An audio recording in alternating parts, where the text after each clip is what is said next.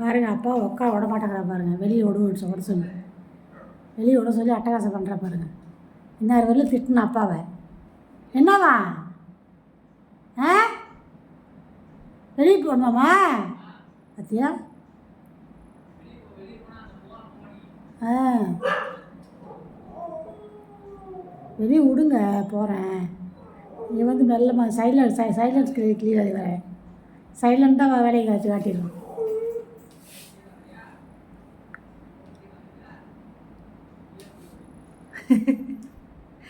சீக்கிரம் வந்துடுறியான்னு கேட்குறாரு. என்னாச்சு? போயிட்டு வந்துடுற, வெளியே அங்கே போகக்கூடாது. ஆமாம், முன்னாடியே போயிட்டு வந்துடணும்.